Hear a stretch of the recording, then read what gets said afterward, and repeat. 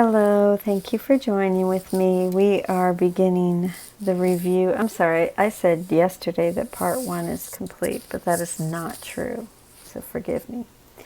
This is review 6, and I will do the review separate from the lessons so that if you'd like to review the review, review the review introduction, you can do that at any time. So this is Review 6, Introduction. For this review, we take but one idea each day and practice it as often as possible.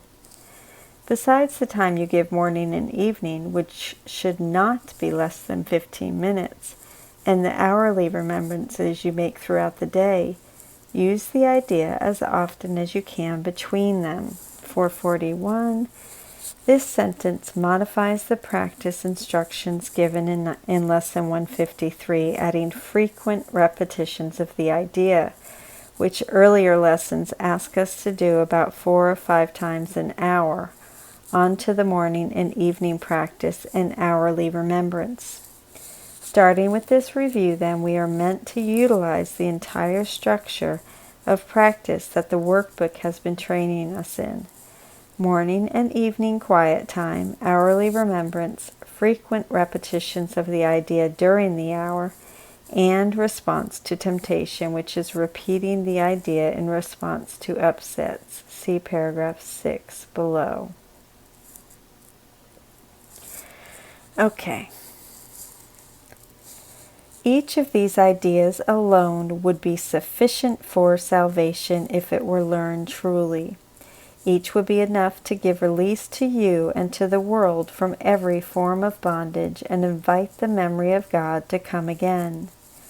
With this in mind, we start our practicing, in which we carefully review the thoughts the Holy Spirit has bestowed on us in our last 20 lessons.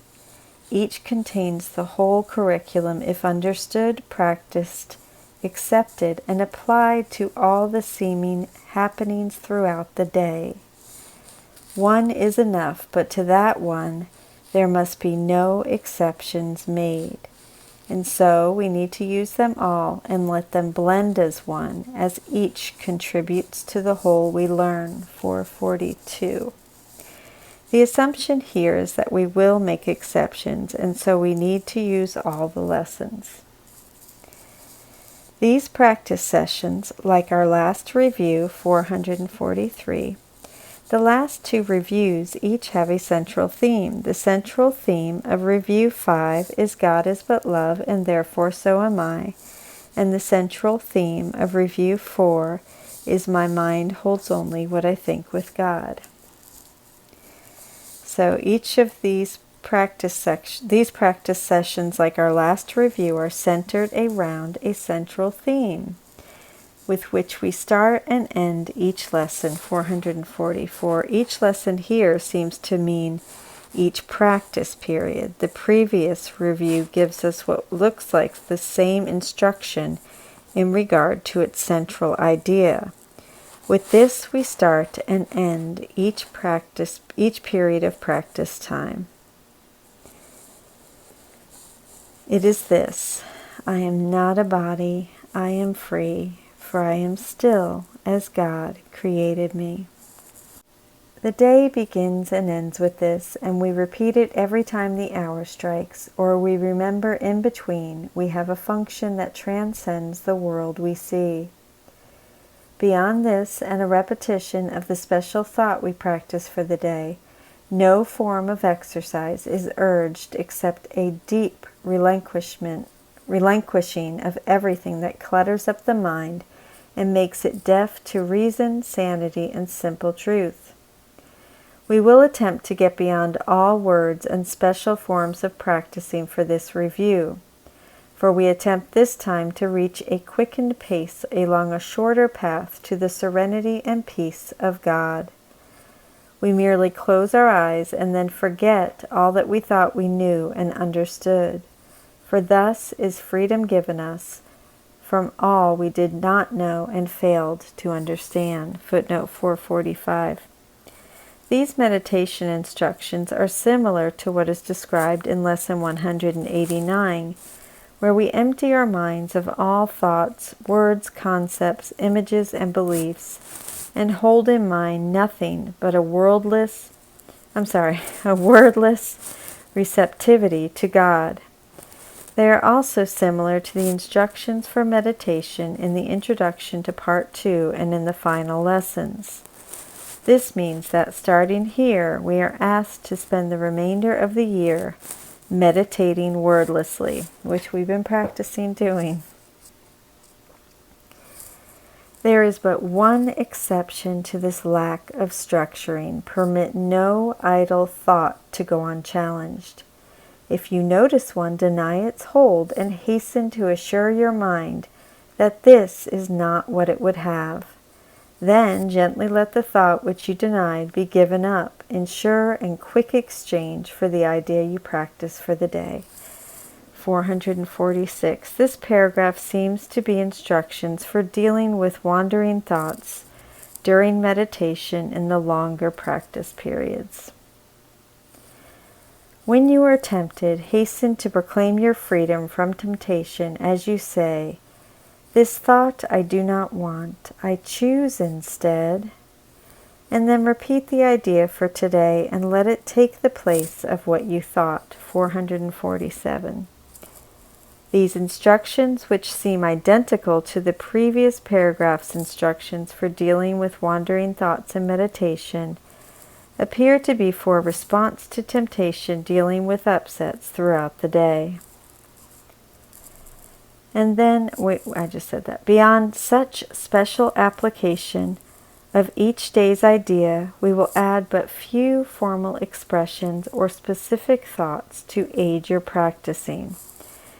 These are footnote 448. These are the additional thoughts given after each of the ideas reviewed. These thoughts are indented and printed in italics. Okay.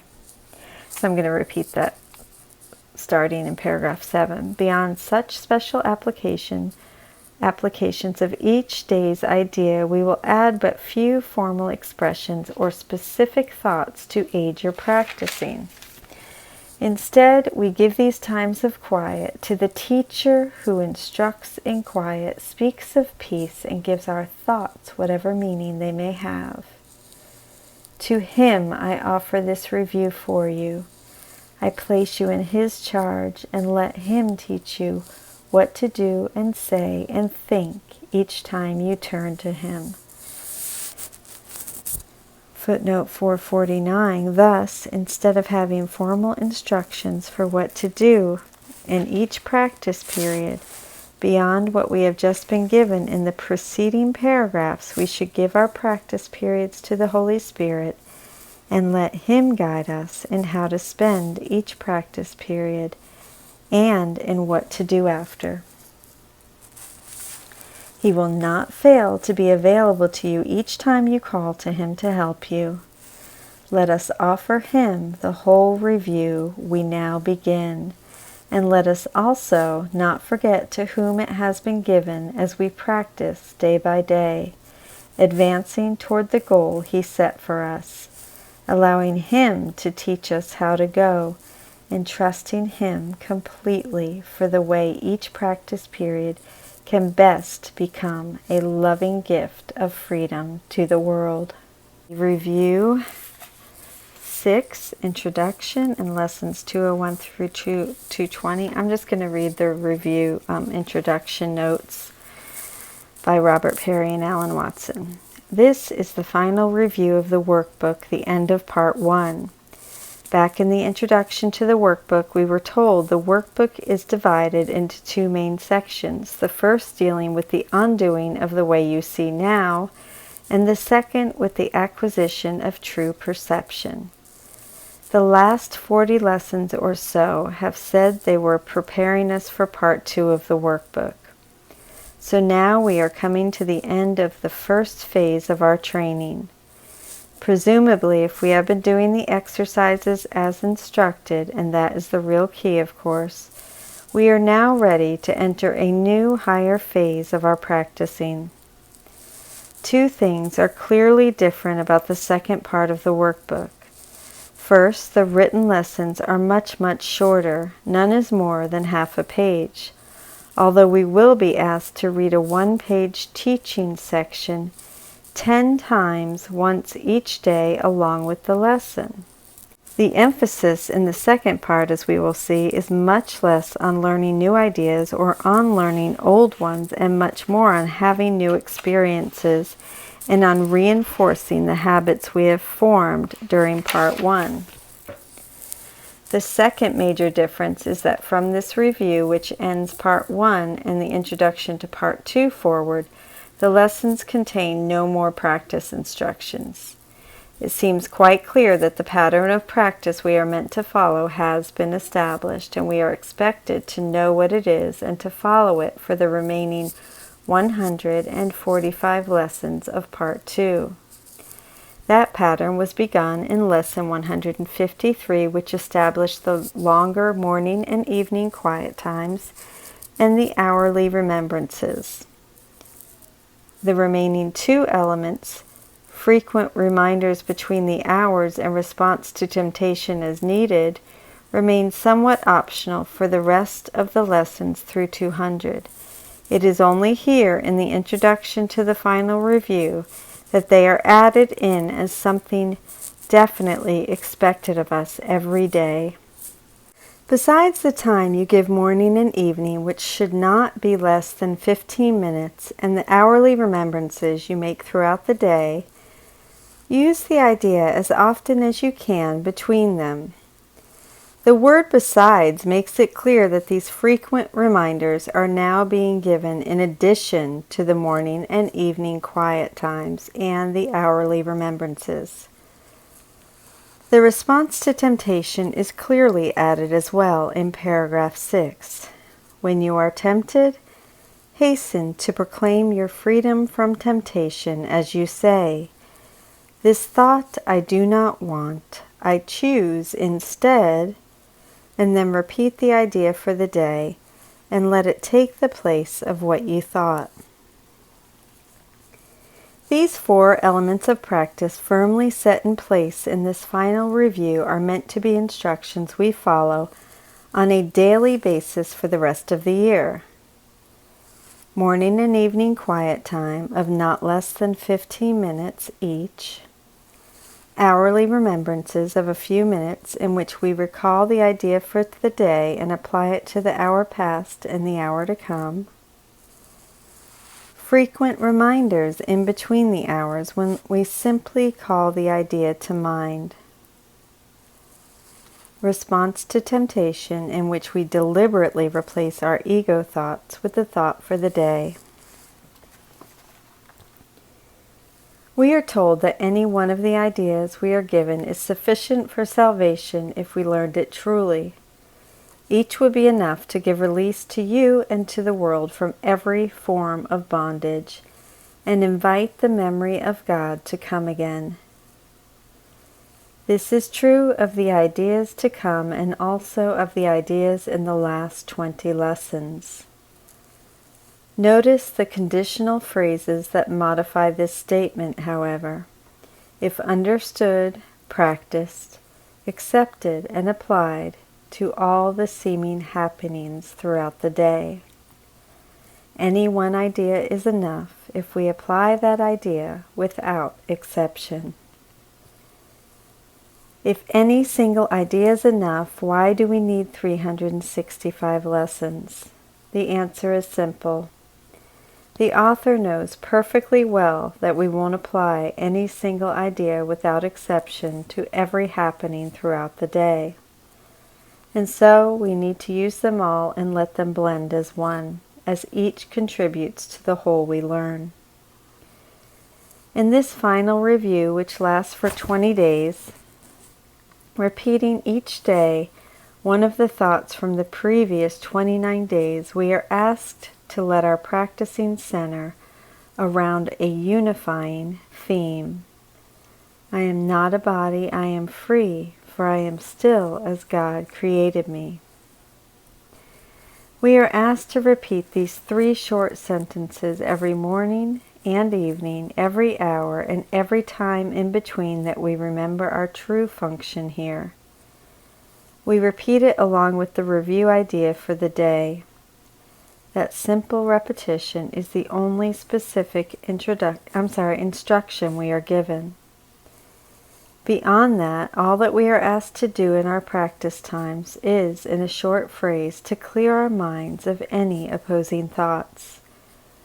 This is to be a deep relinquishment, not simply a blanking of the mind, letting go of every thought that stands in the way of sanity and truth.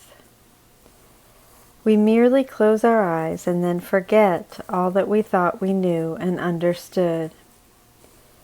In this final half of the workbook, we are moving beyond all words. We are seeking to experience serenity and the peace of God. The only exception is something we do when an idle thought intrudes itself into our quiet. Paragraph 5 gives us clear instructions about how to deal with these intrusive thoughts which will surely occur. The main point is not to allow such a thought to simply pass by unchallenged. Rather, we instruct our minds. This is not a thought I want, and replace it with the idea for the day. We follow the same practice all through the day whenever we are tempted by our egos. This is a rigorous kind of mind training. It asks a great deal of us. I believe it is what is meant by the phrase in the text, "Be vigilant only for God and for His kingdom." How can we expect our minds to become free of ego thinking if we have let the ego's thoughts go unchallenged? Early in the text, Jesus tells us we are much too tolerant of mind wandering. This vigilant watchfulness, challenging the ego thoughts and replacing them with thoughts of God, is the Course's remedy. Jesus, the author, says that he places our practice periods in the hands of the Holy Spirit. We are to listen to Him for specifics about what to do and say and think each time you turn to Him. The primary emphasis seems to be on simple quiet. Yet the mention of what we do and say and think leaves us a great deal of latitude. Generally speaking, I think we can use any of the techniques we have practiced earlier in the workbook, such as forgiveness exercises, offering peace to the world, reviewing situations in our lives and applying the idea for the day, and so on. The major emphasis is on quietly listening to the voice for God and allowing our minds to come to serenity and peace. The workbook has ended its specific practice instructions, and now we are to learn to listen to the Holy Spirit instead, allowing Him to teach us how to go and trusting Him completely for the way each practice period can best become a loving gift of freedom to the world.